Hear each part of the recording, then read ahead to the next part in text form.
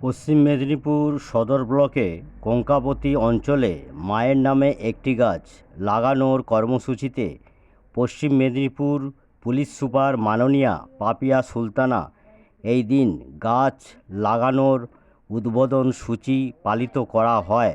পাশাপাশি এলাকার বিভিন্ন মহিলা ফুল পুষ্প দিয়ে ওনাকে স্বাগত জানিয়েছেন।